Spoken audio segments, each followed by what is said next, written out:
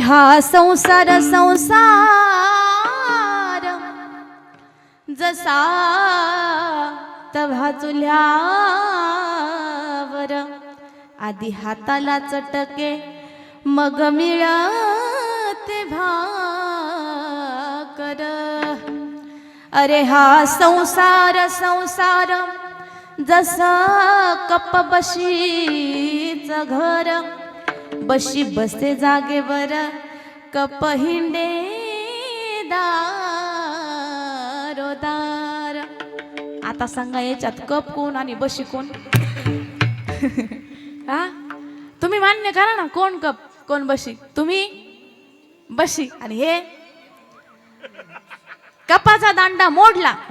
मी मगाशी सांगितलं त्याच्यात काय ठेवतो आपण ते वापरण्यात येते, पण बशी का फुटली कुठं फेकतो आपण? कचऱ्याच्या कुंडीमध्ये। बशी तुम्ही आणि कप तुम्ही। आता सांगा शेत नांगरण्याचं काम कोणाचं असतंय? कपाचं। बशीचं काय? फक्त जागेवर बसणे।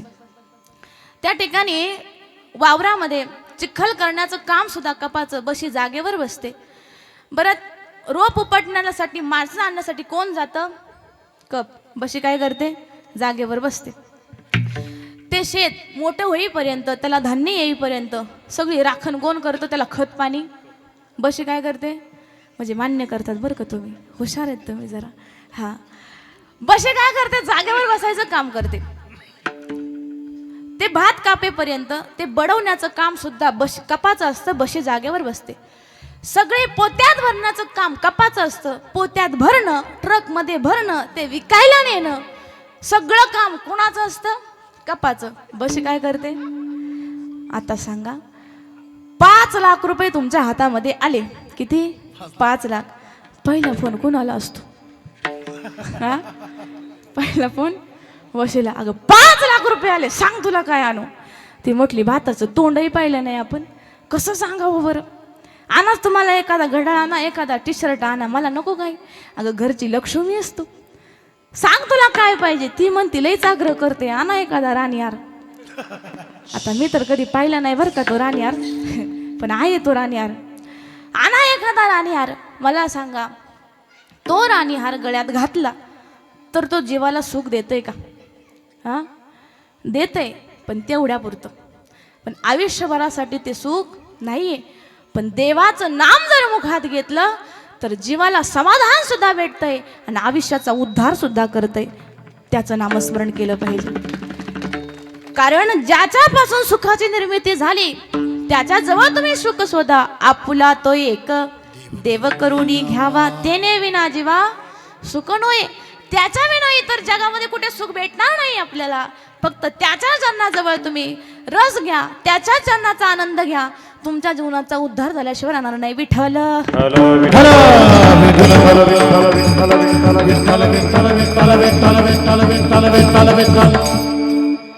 म्हणून दादा संतांवरती एक विश्वास ठेवा का? संत आपलं हित बघतात। त्या देवावरती विश्वास ठेवा का? तो आपल्या जीवनाचा उद्धार करतो। जगावर इतरांची वाट बघत बसू नका, पाहू नये वास अनेकांची, फक्त देवावर विश्वास ठेवा। आणि शेवटी जगद्गुरु तुकोबाराय सांगतात असा कोणताच भक्त नाही की त्या भक्ताला देवाने दुर्लक्ष केलं आहे, त्या भक्ताचं देवाचं दुर्लक्ष झालं आहे, असं कुठलाच भक्त नाही।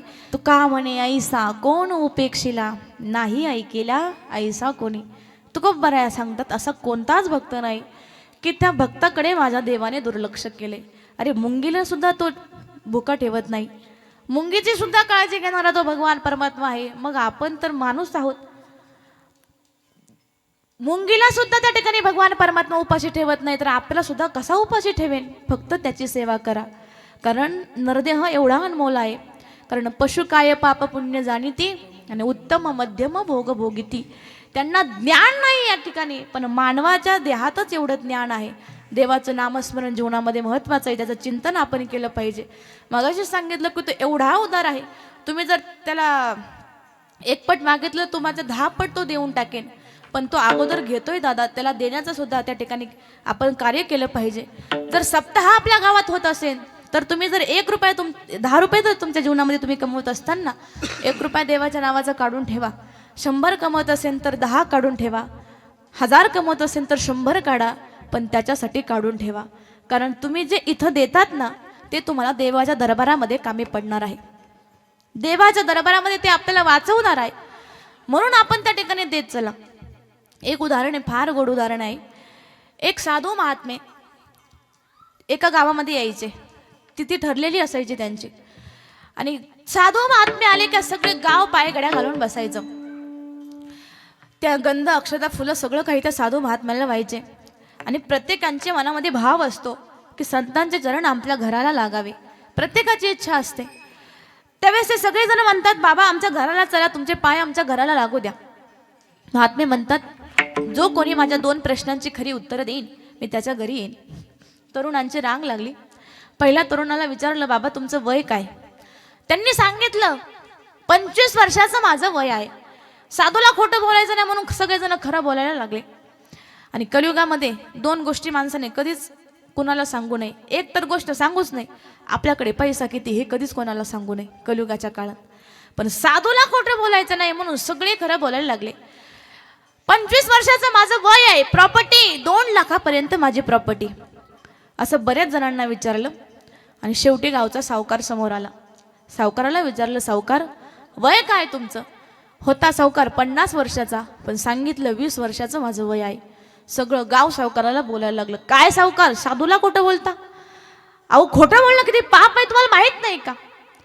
पण महात्मे म्हणतात, आपण हे उत्तर साधू त्या ठिकाणी सावकाराला विचारू.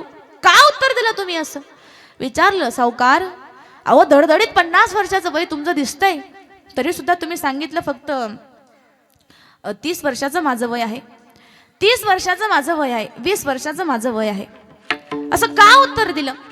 त्यावेळेस सावकारांनी सांगितलं त्या महात्म्यांना, अहो म्हणे महात्मे, ज्यावेळेस मी 30 वर्षाचा झालो ना त्यावेळेस माझ्या आयुष्यामध्ये मी कधी देवाचं नाव घेतलं नाही, गळ्यात तुळशीची माळ घातली नाही, कधी साधू संतांची सेवा केली नाही, कधी दान धर्म केले नाही. 31 वर्षाचा झालो, माझ्या आयुष्यामध्ये तुमच्यासारखे महात्मे आले आणि त्यांनी सांगितलं, ज्याच्या तोंडाला देवाचं नाव येत नाही त्याचं तोंड नाही, सर्पाचं वारूळ आहे, त्याचं जीवनच व्यर्थ आहे. तेव्हापासून नित्यानं हरिपाठ, गळ्यामध्ये पवित्र तुळशीची माळ आणि साधू संतांची सेवा धर्म कार्यामध्ये त्या ठिकाणी दान दक्षिणा करायला लागलो. जे माझं 30 वय जे व्यर्थ वायाला गेले ते माझ्या उपयोगाचं नाही. 31 वर्षापासून आज 50 वर्ष पूर्ण झाले. त्या 20 वर्षाच्या कालामध्ये मी त्याचं नित्याने हरिपाठ करतोय, तेच 20 वर्ष माझं आहे. बरं तुमची प्रॉपर्टी किती आहे? 2 लाखापर्यंत प्रॉपर्टी. होता गावचा सावकार, अंगठ्या एवढ्या बोटात मावेना. तालुका काय जिल्हा विकत घेण्याची सावकाराची ताकद होती. पण सावकाराने 2 लाख रुपये सांगितले. कारण काय? परत विचारलं. सावकाराचं उत्तर आहे का? सावकार म्हणतात, महात्मे, जसं 20 वर्षाच्या काळात मी देवाचं नित्याने हरिपाठ, देवाचं स्मरण, गळ्यात तुळशीची माळ, साधू संतांची सेवा केली ना, त्या काळामध्ये मी या हाताने या धर्म कार्यासाठी फक्त 2च लाख रुपये दिलेले आहेत. 200 कोटीच्या घरात माझी प्रॉपर्टी आहे, पण बाकीचे सगळे टपून बसलेत म्हणे त्याच्यावरती. आणि हेच 2 लाख रुपये मला देवाच्या दरबारामध्ये वाचवणार आहे. म्हणून मी माझं उत्तर सांगितलं 2 लाख रुपये.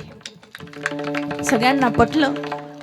सांगायचं तात्पर्य एवढंच आहे, तुम्ही जर धर्म कार्यात त्याला देत असताना, त्याची सेवा जर करत असताना, तर तो भगवान परमात्मा तुमच्या जीवनाचा उद्धार करेन किंवा जीवनाचं सार्थक करेन तुमच्या. फक्त देत चला, त्याची सेवा करा. या अभंगाचा पूर्ण भावार्थ एवढाच आहे. देवावरती निष्ठा ठेवा, मनामध्ये दृढ भाव ठेवा, विश्वास ठेवा आणि त्याची सेवा करा. आणि एवढं जरी नाही जमलं, देवाने प्रत्येकाच्या घरी जाता येत नाही म्हणून देवाने प्रत्येकाच्या घरी आई वडील दिले. आपला बाप म्हणजे आपला विठ्ठल आहे, आपली आई म्हणजे आपली रुक्मिणी. माय बाप केवळ काशी, तेने न जावे तीर्थाशी. आपल्या घरातच विठ्ठल आहे, आपल्या घरातच पांडुरंग आहे, त्यांची सेवा करा. काय आहे आपला बाप आपल्या जीवनामध्ये किती महत्वाचा आहे.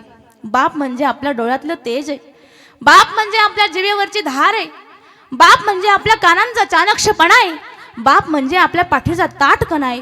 अरे बाजेवर पडणारा बाप असू द्या, पण वाईट नजरेने त्या घराकडे कोणी बोट करून पाहत नाही. डोक्यावरचं छत्र आपला बाप आहे, त्याची सेवा करा, त्या आईची सेवा करा. त्या ठिकाणी चुलीला भाकर भाजलेली माय संपूर्ण जगाला रडताना दिसते, पण बाप कुणाला रडताना दिसत नाही का? आपण जर दुःख घेऊन त्या ठिकाणी जगत असोल तर घरातलं सुद्धा वातावरण बिघडत असतं. माझ्या तो चेहऱ्यावर जर हसू असेल तर बाकीच्या सुद्धा चेहऱ्यावरती हसू राहीन. हे बापाच्या मनाचं दुःख पचवून त्या ठिकाणी तो जगत असतोय. आई वडिलांची सेवा करा, कारण माती आड गेलेला, डोंगरा आड गेलेला सूर्य दिसतोय, पुन्हा दिसतोय, पण दोनच व्यक्तिमत्व असं आहे, माती आड गेले की ते परत कधी दिसत नाही. एक म्हणजे आई आणि एक म्हणजे बाप. त्यांची सेवा करा. अनेक कवित्रांनी आई बापावरती अनेक कवित्र गायले. आई माझी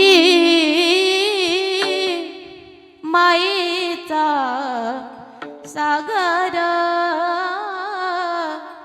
दिला तिने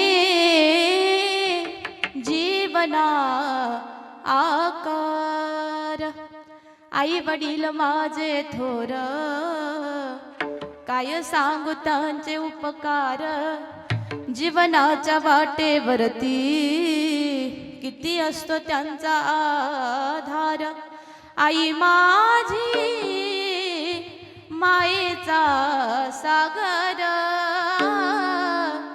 दिला तिने जीवना आकार. आई वडिलांची सेवा करा दादा, जीवनामध्ये ते फार महत्त्वाचे आहेत.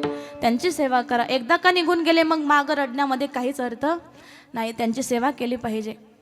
आणि सांगितलं मी तुम्हाला की आता जो बलिदान धर्मवीर बलिदान मास सुरू आहे, या काळामध्ये अनेक शिवप्रेमी धर्मवीर संभाजी महाराजांवरती जे अत्याचार त्यांनी सहन केले ते संपूर्ण जगाला कळावं म्हणून अनेक शिवप्रेमी त्या ठिकाणी व्यसनाच्या अधीन राहतात, म्हणजे व्यसन सोडून देतात. त्या काळामध्ये गोड पदार्थ त्या ठिकाणी खाणं बंद करतात, म्हणजे पूर्ण काळात महिनाभर ते सुतक पाळतात. धर्मवीर संभाजी महाराजांनी अनेक त्या ठिकाणी आपल्या अंगावरती एवढं काही हत्यार त्या ठिकाणी सहन केले, घाव सहन केले. फक्त कशासाठी? आपल्याला स्वातंत्र्य मिळवण्यासाठी. स्वातंत्र्य, स्वराज्य आणि धर्म त्यांनी टिकून ठेवला दादा. किती जरी त्यांचे आपल्यावर एवढे उपकार आहेत, आपला जीव जरी काढून ठेवलं ना तरी कमी आहे. एकदा त्या राजाच्या नामाचा जयघोष आपल्याला सगळ्यांनी करायचंय. सगळ्यांनी एकदा वरती हात करायचा. अरे परवान केली दुधाची तुझ्या जिजागा, परवान केली दुधाची तुझ्या जिजागा. झाला महाराष्ट्राचा राजा शिवबा माझा ग, झाला महाराष्ट्राचा राजा शिवबा माझा ग. झाला महाराष्ट्राचा राजा शिवबा माझा ग, झाला महाराष्ट्राचा राजा शिवबा माझा ग. दादा कसा होता माझा राजा? 65 किलोची तलवार वागवतो, त्याचं नाव व्यासाजी.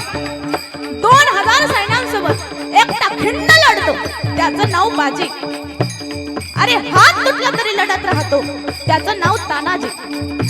1.5 तासात 8 तासात घोडाहून दिल्लीहून घोडा पुण्याला आणतो, त्याचं नाव संताजी. 1.5 तासात दुश्मनांना कळप करतो, त्याचं नाव धनाजी. वाघाच्या जबडाला मारतो, त्याचं नाव संभाजी. आणि या सगळ्यांना एकत्र करून स्वराज्य निर्माण करतो, त्याचं नाव शिवाजी. यावरती आज जय हो, धन्य धन्य तिची जाई माता रे, तिने जन्मला साविधाता. भल्या भल्याची घेतली त्याने अशी मजा गे, भल्या भल्याची घेतली त्याने अशी मजा गे. झाला महाराष्ट्राचा राजा शिवबा माझा गे, झाला महाराष्ट्राचा राजा शिवबा माझा गे. झाला महाराष्ट्राचा राजा शिवबा माझा गे, झाला महाराष्ट्राचा राजा शिवबा माझा गे. झाला महाराष्ट्राचा राजा शिवबा माझा गे, झाला महाराष्ट्राचा राजा शिवबा माझा गे. झाला महाराष्ट्राचा राजा शिवबा माझा गे, झाला महाराष्ट्राचा राजा शिवबा माझा गे. छत्रपती शिवाजी महाराज की धर्मवीर संभाजी महाराज की जय.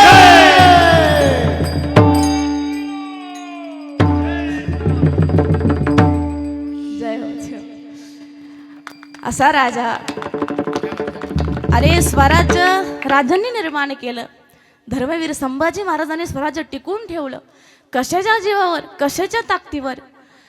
माझ जाऊ महासाहेबांनी छत्रपती शिवाजी महाराजांना जे रामायणाचे धडे दिले, भागवताचे धडे दिले, संतांनी जे वाङ्मय त्या ठिकाणी तयार करून ठेवले, याच्यावरच छत्रपती शिवाजी महाराजांनी स्वराज्याची निर्मिती केली. संभाजी महाराजांनी स्वराज्य टिकून ठेवलं फक्त या धर्मग्रंथांवरती. मग संतांनी एवढा मार्ग आपल्याला दिलाय, एवढा सोपा आपल्याला ग्रंथ हरिपाठ दिलाय, एकनाथी भागवत दिलंय. आपण जर लेकरांच्या हातात कुरकुरेचे पुढे देण्याच्या ऐवजी तुम्ही धर्मग्रंथ दिले तर लेकरं सुद्धा तुमचा तशा प्रकारे सांभाळ करतील ना. जर तुम्हाला तुम्ही जर त्यांना आता कुरकुरे खाऊ घातले तर म्हातारपणात ते सुद्धा तुम्हाला कुरकुरे खाऊ घालतील. हा, खाऊ घालतील. पण संस्कार तसे आपण त्यांच्यावरती केले पाहिजे, जसं की माझे जाऊ मासाहेबांनी केले तसे.